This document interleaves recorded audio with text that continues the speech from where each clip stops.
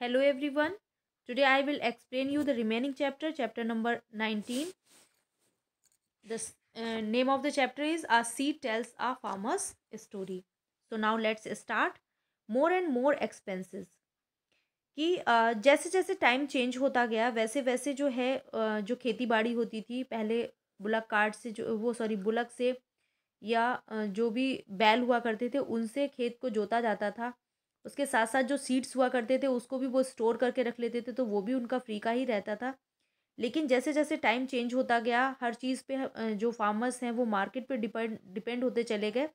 उसके साथ साथ जो है उनकी खेती पे जो एक्सपेंसेस होते थे जो खर्चा आता था वो धीरे धीरे करके बढ़ता जा रहा था। So the next 20 years saw even more changes.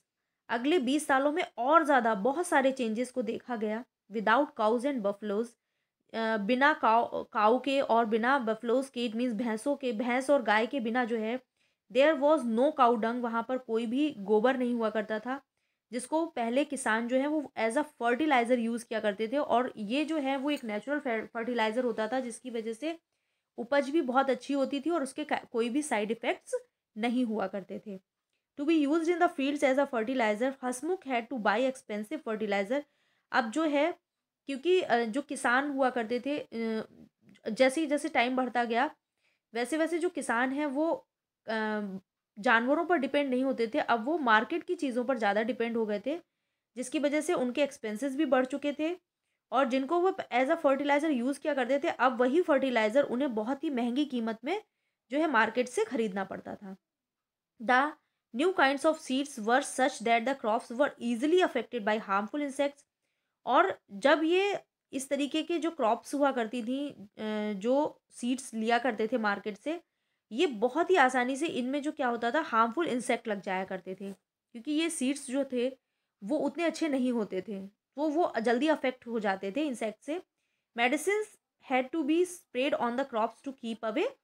तो बहुत सारी मेडिसिन फिर खरीदनी पड़ती थी इनको जो फसल हुआ करती थी इसको कीड़ों से बचाने के लिए। Go oh what a bad smell these had and how expensive they were. तो जो है ये जो फर्टिलाइज़र या जो ये मार्केट के जो सीड हुआ करते थे इनको जब वो उगाया करते थे और इन क्रॉप्स को अपनी इंसेक्ट से बचाने के लिए जो यूज़ किया करते थे पेस्टिसाइड्स, वो जो है बहुत ही उनकी बैड स्मेल हुआ करती थी और बहुत ही एक्सपेंसिव हुआ करते थे। The canals water was not enough for the new crops. और जो कैनल्स के वाटर होता था वो भी उन क्रॉप्स को के लिए इनफ नहीं होता था, पर्याप्त नहीं होता था। तो all the farmers use pumps to lift water from deep under the ground. तो फार्मर्स को क्या करना पड़ता था, पंप्स मोटर का यूज़ करना पड़ता था जिससे जो है वो ग्राउंड वाटर को पंप अप करते थे और उनको अपने क्रॉप्स पर यूज़ करते थे। To meet all these expenses loans had to be taken from the bank. और इतना एक्सपेंसेस करने के लिए उनको बैंक से लोन लेना पड़ता था खेती करने के लिए। Whatever little profit was made, और उस कंडीशन में क्या होता था, was use to repay the loan. और जितना भी वो प्रॉफिट उनको मिलता था वो लोन को चुकाने में ही सारा प्रॉफिट उनका निकल जाता था। But there was little profit, लेकिन अगर बहुत थोड़ा सा ही प्रॉफिट होता था तब क्या होता था, every one was growing cotton. तो सभी लोग जो थे वो कॉटन उगाने लगे थे। So the cotton prices were not as high as before. तो जो कॉटन का प्राइस पहले हुआ करता था वो अब इतना हाई फाई नहीं रह गया था और कॉटन का प्राइस भी जो है वो डाउन होने लगा था। The soil itself was no longer the same. और सॉइल भी जो है मिट्टी की जो उपज करने की जो क्षमता होती है वो भी धीरे धीरे करके कम हो जाती है जब ज़्यादा फर्टिलाइज़र का, मार्केट वाले फर्टिलाइज़र का यूज़ किया जाता है, पेस्टिसाइड्स का यूज़ किया जाता है। तो उस कंडीशन में जो उनकी उसकी मिट्टी की जो सॉइल की जो फर्टिलिटी होती है वो धीरे धीरे करके कम होने लगती है। Growing the same crops over and using so many chemicals had affected the soil so much that now nothing could grow well there. तब जब हम एक खेत पर एक एक ही उपज को कई बार उगाते हैं और उसके साथ साथ हम बहुत सारे पेस्टिसाइड्स का यूज़ करते हैं, बहुत सारे केमिकल्स का यूज़ करते हैं, बहुत सारे मार्केट वाले फर्टिलाइज़र का यूज़ करते हैं, तो उस कंडीशन में जो है उसकी ग्रोइंग पावर जो है वो धीरे धीरे करके ख़त्म होने लगती है। It was becoming difficult to earn a living by farming alone. तो उस कंडीशन में क्या होता है कि अकेले अगर कोई व्यक्ति फार्मिंग पर ही डिपेंड करता है, उसकी अर्निंग पूरी, उसकी जो लिविंगहुड है वो केवल फार्मिंग पे ही डिपेंड करता है, तो उसके लिए बहुत सारी परेशानियाँ जो है खड़ी हो जाती हैं, वो उन बहुत परेशानियों को फेस करने लगता है। हसमुख to change with times, Hasmukh भी जो था वो समय के साथ साथ चेंज हो गया था। He is often tense and angry most of the time, और उसकी वजह से क्या होता था कि Hasmukh to change with the times, Hasmukh भी समय के साथ साथ चेंज हो गया था। He is often tense and angry most of the time, और जो उसकी अर्निंग थी वो धीरे धीरे करके इसी वजह से थोड़ी कम होने लगी थी, जिसकी वजह से वो बहुत परेशान रहने लगा था। और परेशान परेशान रहने की वजह से वो थोड़ा सा चिड़चिड़ा, थोड़ा थोड़ा गुस्सा भी रहने लगा था।